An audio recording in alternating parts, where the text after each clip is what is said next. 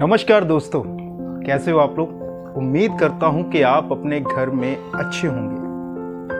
दोस्तों, कहते हैं कि कोई भी जब किसी भी काम में क्रांति आती है तो वो धीरे धीरे आती है, वो एकदम से नहीं आती। चाहे वो फिल्मों की बात हो, चाहे वो आम जीवन की बात हो, चाहे किसी भी फील्ड की बात हो, तो क्रांति आनी जरूरी होती है। Change is the law of nature. So hello दोस्तों, welcome to our channel Zee cine vibes और मेरा नाम है गुरप्रीत जीरा। दोस्तों, आज हम जिस फिल्म के बारे में बात करने जा रहे हैं वो मैं समझता हूं कि पंजाबी फिल्म इंडस्ट्री में एक क्रांति का काम करेगी, क्योंकि ये जो फिल्म है, जो आम विषयों पर, आम सब्जेक्ट्स पे आज तक फिल्में बनती आ रही है, ये बिल्कुल उससे अलग है। तो आज हम बात करने जा रहे हैं कल 25 अगस्त को रिलीज हुई फिल्म मस्ताने के बारे में। मस्ताने जो कि पंजाब की महान हिस्ट्री, उसके इतिहास के बारे में बताती है हमें। मस्ताने फिल्म जिसमें सिखिज्म, सिखों की बहादुरी के कारनामों के बारे में जिक्र किया गया। तो आज हम उसी फिल्म के बारे में बात करेंगे। तो दोस्तों, बात करते हम इसके सब्जेक्ट की, इसके विषय के बारे में। जैसे कि मैंने आपको पिछली वीडियो में भी बताया था कि विषय जो है वो इतिहास से रिलेटेड है, हिस्ट्री से रिलेटेड है। जब नादिर शाह दिल्ली फतेह करके पंजाब में से गुजर रहा था, तब सिखों ने कैसे अपनी बहादुरी के जौहर दिखाए और कैसे गुरिल्ला युद्ध प्रणाली के तहत उन्होंने नादिर शाह के आदमियों को, नादिर शाह की फौज को ख़त्म किया और कैसे उन्होंने उनका खजाना लूटा। तो विषय ये है। और पंजाब के जो सूबेदार जकरिया खां थे, उनके लिए अलग चिंता का विषय बना हुआ था कि एक तरफ से सिख उन्हें परेशान कर रहे थे और दूसरी तरफ पर नादिर शाह का दबाव जो उन पर था। तो ये फिल्म आधारित है ये सिख इतिहास के बारे में, कि सिखों के बारे में जो गलत धारणाएं बनती थी कि 12 बज गए, असल में ये 12 बजने का रीजन बताया गया है इसमें 12 बजने का असली जो पर्पस बताया गया है इस फिल्म में। सो विषय बहुत कमाल का है। आज से पहले पंजाबी फिल्म इंडस्ट्री में ऐसी कोई भी फिल्म नहीं बनी। सो सल्यूट करता हूँ पूरी टीम को, पूरी प्रोडक्शन को, पूरी मैनेजमेंट को और पूरे क्रू को कि उन्होंने ऐसी फिल्म बनाने की चेष्टा की। सो बधाई है, कॉन्ग्रेचुलेशन। अब बात करते हैं दोस्तों कहानी की।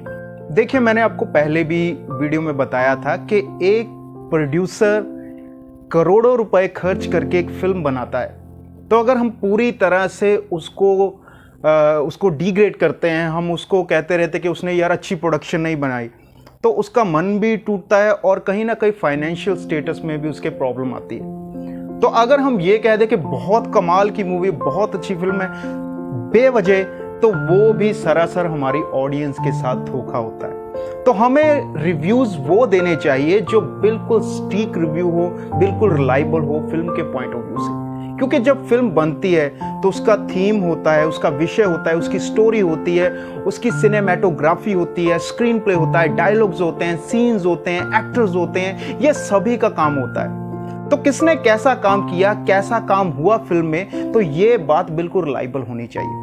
तो मैं ऑडियंस पॉइंट ऑफ व्यू या अपने एक पॉइंट ऑफ व्यू से कहना चाहूँगा कि अब स्टोरी जो थी इस फिल्म की स्टोरी जो है मुझे काफ़ी ड्रैग होती हुई नजर आई। ये बड़े दुख के साथ कहना पड़ रहा है कि विषय बहुत कमाल का था, सिखिज्म, सिखों का इतिहास, लेकिन इस फिल्म में आपको सिखों के जौहर, जो बहादुरी के जौहर हैं, वो बहुत कम देखने को मिलेंगे दोस्तों। अब स्टोरी शुरू कैसे होती है, अगर 15 मिनट्स पहले की बात की जाए स्टार्टिंग में, तो फिल्म बहुत अच्छी चलती है। और एक तरह से कहते हैं ना कि first impression is the last impression, but that was not the last impression.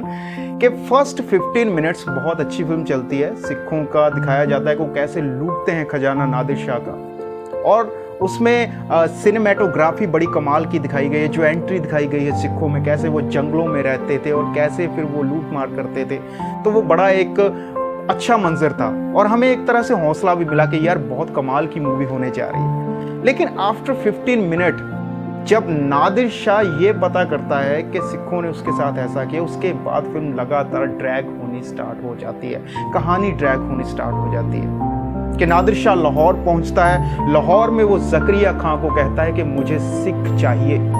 तो ज़करिया खां वहाँ पर बहुत ज़्यादा मायूस, बहुत ज़्यादा सैड नज़र आता है कि इतने बहादुर लोगों को मैं कैसे करूँगा। तो फिर वो क्या करता है कि लाहौर के 5 जो ड्रामा आर्टिस्ट है, जो 5 कलाकार हैं, जो नकलची हैं, उनको पकड़कर वो मजबूर करता है या उनको खरीदता है कि आप लोग सिखों की नकल करोगे और आप नादिर शाह के दरबार में पेश हो जाओगे। तो इसी के इर्द गिर्द सारी कहानी घूमती रहती है। तकरीबन 2 घंटे तक यही काम चलता है। और 2 घंटे की कहानी में अगर कहीं ट्विस्ट आता है तो वो ये आता है कि उसमें रोमांटिक सीन दिखाया गया है। हालांकि वो सीन भी बहुत ज़्यादा, मुझे ये लगा कि वो यूजलेस सीन था, जहाँ पर उन्हीं 5 नकलचियों में से एक आदमी जो है वो इश्क में पड़ जाता है। वो फिर काफ़ी कहानी उसके इर्द गिर्द भी काफ़ी घूमती है और बीच में ये ड्रैग होती जा रही है स्टोरी के। वो बार बार वज़ीर आता है ज़करिया खां का, वो सिखों को इंस्ट्रक्ट करता है कि आपने ऐसे करना है। सॉरी, सिखों को नहीं, जो नकलची हैं, जो नकली सिख बने हैं, तो उनको वो बार बार कहता है कि आप लोगों ने ऐसा करना है, आप लोगों को ये करना पड़ेगा, वो करना पड़ता है। मतलब 2 घंटे इसी में ही कहानी जो है बीत जाती है। और अगर फिर दोबारा हौसला मिलता है तो वो जब लास्ट के 45 मिनट्स है कहानी, तब कमाल दिखाती है अपना, जब फिर से सिखों की बहादुरी दिखाते हैं वो, कि कैसे वो लोग मतलब फ़कीरों को बचाते हैं। और उसके बाद लगातार वो जब नकलची, जो नकली सिख बनते हैं, तो फिर वो असल में मैदान जंग में मतलब आ जाते हैं। तो उनमें एक तरह से कहते हैं कि बहादुरी, जोश आ जाता है अरदास होने के बाद। सिखों में अरदास होती है, तो अरदास करने के बाद वो अपने आप में असली सिख बन जाते हैं। तो वो बिल्कुल बहादुरी के जौहर दिखाते हैं। तो स्टोरी कुछ ऐसी है। जो बीच के 2 घंटे हैं, मुझे ये स्टोरी बहुत ज़्यादा ड्रैग लगी, उसमें सीन्स बहुत ही यूजलेस लगे। तो बात करते हैं इमोशंस के बारे में। जैसा कि फिल्म से एक्सपेक्टेड था कि इसमें हमें जो है वीर रस देखने को मिलेगा, इसमें बहुत ज़्यादा ड्रामा होगा और बहुत ज़्यादा करुणा रस होगा। जैसे नादिर शाह और ज़करिया खां, इनके काफ़ी जुर्म थे,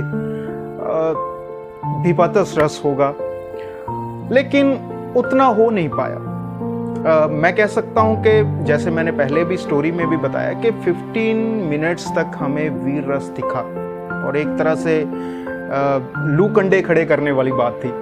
और उसके बाद फिल्म के जो लास्ट 45 मिनट्स थे, तो उसमें बहुत ज़्यादा वीर रस हमें देखने को मिला और एक तरह से हम अपने चेयर्स पे खड़े हो गए थे। लेकिन बीच के जो 2 घंटे हैं ना, उसमें आपको श्रृंगार रस मिलेगा। जैसे मैंने कहा कि रोमांस भी दिखाया गया है इसमें रोमांटिक सीन्स भी दिखाए गए हैं, काफ़ी और ज़्यादा ड्रैग होते हुए दिखाए गए हैं। इसमें आपको हास रस मिलेगा। ऑब्वियसली अगर कॉमेडियंस हैं पंजाबी फिल्म इंडस्ट्री के, गुरप्रीत घुग्गी हैं, करमजीत अनमोल है, हनी मट्टू है, बनिंदर बनी है, तो ये लोग कॉमेडियन बहुत अच्छे हैं। तो कॉमेडी हमें बहुत ज़्यादा मिलती है इस फिल्म में। हालांकि गुरप्रीत घुग्गी का जो करैक्टर था वो कॉमेडियन बिल्कुल नहीं था, बड़ा शानदार और जानदार करैक्टर था उनका। वो एक्टर ही बहुत कमाल के हैं।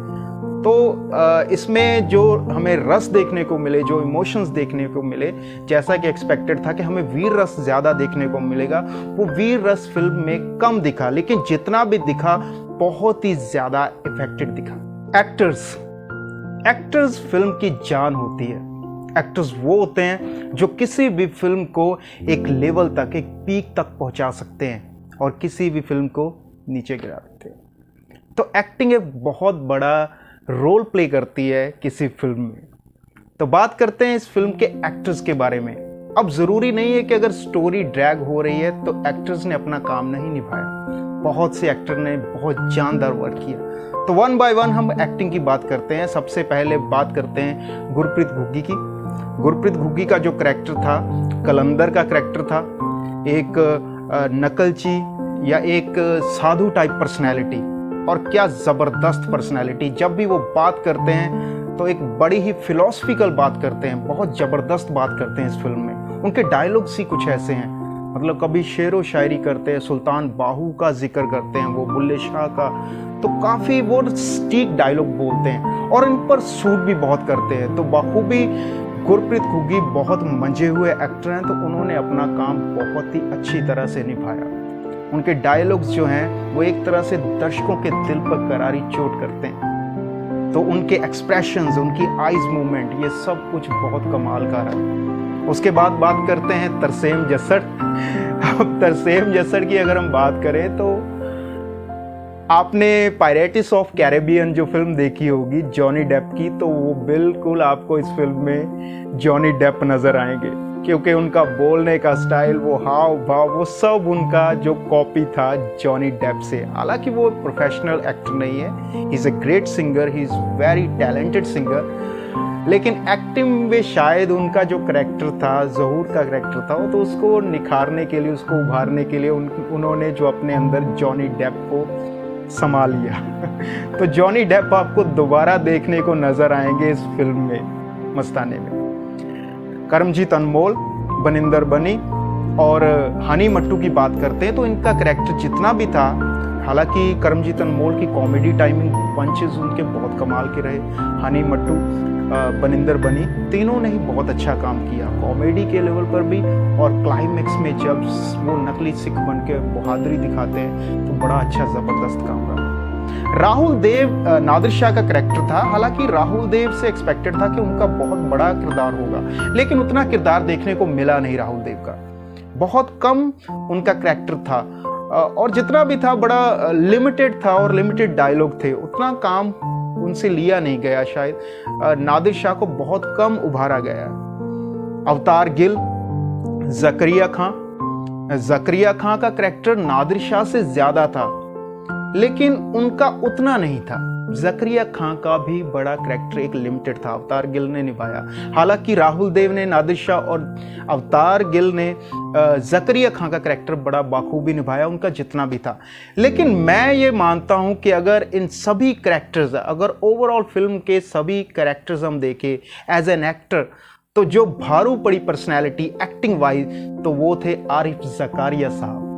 उनका नादिर शाह के माफ करना जकरिया खां के वजीर का करैक्टर था, और क्या बाखूबी टाइमिंग, मतलब एक लगता है कि एक ऐसी पर्सनैलिटी, एक बॉलीवुड का एक्सपीरियंस्ड आदमी जो मतलब इतना ज़बरदस्त किरदार कर रहा है, तो बहुत बाखूबी निभाया। और मुझे पर्सनली ये वाला करैक्टर बहुत ही ज़्यादा अच्छा लगा। उनका जो एक्टिंग लेवल है, जो एक्टिंग स्टाइल है, जो उनका क्या स्पॉन्टेनियस एक्टिंग की उन्होंने। इसके बाद फीमेल करैक्टर सिमी चहल।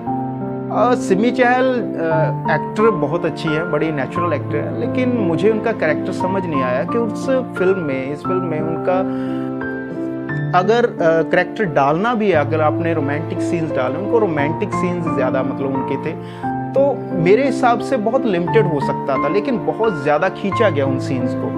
तो सिमी चहल का जो करैक्टर मुझे लगा उस फिल्म में बहुत अननेसेसरी सा लगा, कि उतना चाहिए नहीं था, वो डिमांड नहीं थी स्टोरी की। तो ओवरऑल जितने भी छोटे छोटे करैक्टर्स थे बहुत अच्छा खेले। इवन स्टार्टिंग में जब फिल्म शुरुआत होती है तो उसमें जो मुगलों के जो नादिर शाह के जो सिपाही हैं, उनके किरदार भी बड़े अच्छे उभर के सामने आए। तो करैक्टर्स ने अपना बाखूबी काम निभाया, एक्टर्स ने अपना बाखूबी काम निभाया। बस तरसेम जस्सड़ की जो एक नकल थी, जो कॉपी थी, हालांकि चलो उन्होंने कॉपी, कहते हैं ना कि नकल भी अकल से होती है, तो उन्होंने कॉपी की और अच्छी कॉपी की। तो दोस्तों जल्दी जल्दी बात कर लेते हैं हम स्क्रीन प्ले, सिनेमेटोग्राफी और डायरेक्शन के बारे में। सिनेमेटोग्राफी मुझे बहुत ज़बरदस्त लगी दोस्तों। वो सारा जो उस टाइम का ताम झाम, वो रंजीत नगाड़ा जो सिखों की तरफ से बजाया जाता था, और मतलब काफ़ी चीज़ें जो सीन्स दिखाए गए हैं, जो उनका जंगल में रहना और उनकी एंट्री, ये बहुत कमाल की रही। इवन के बाज की एंट्री मुझे बहुत ज़्यादा अट्रैक्ट किया। बाज की एंट्री ने क्लाइमेक्स में जब वो नकली सिख लड़ रहे होते हैं, वो अरदास कंप्लीट करते हैं, तो उनमें जब असली सिखों वाली भावना पैदा हो जाती है, तो बाज एकदम से उडारी लगाता है आसमान में। वो सीन मुझे बहुत कमाल का लगा दोस्तों। तो सिनेमेटोग्राफी अपनी तरफ पर बिल्कुल सही थी, स्क्रीन प्ले अच्छा था, डायरेक्शन अच्छी थी। तो कुल मिलाकर फिल्म में जो देखा जाए ओवरऑल पैकेज यही है कि शुरुआत अच्छी हो चुकी है फिल्म इंडस्ट्री में, पंजाबी फिल्म इंडस्ट्री में। हालांकि ये अदर लैंग्वेजेस में भी फिल्म बन रही है, तमिल, तेलुगु, मलयालम में भी, मराठी में, हिंदी में। तो आप इस फिल्म को ज़रूर देखिएगा। एक तरह से रेवोल्यूशन है, मतलब जो प्रथा चलती आ रही है पंजाबी फिल्म इंडस्ट्री की, मैंने पहले भी कहा था, तो उसको ये तोड़ती हुई नज़र आई फिल्म। हालांकि कहानी से मैं काफ़ी थोड़ा निराश हुआ, लेकिन ठीक है, एक शुरुआत अच्छी है। फिर से मुबारकबाद दूंगा पूरी टीम को कि उन्होंने बहुत अच्छी शुरुआत की, बहुत अच्छी कोशिश की।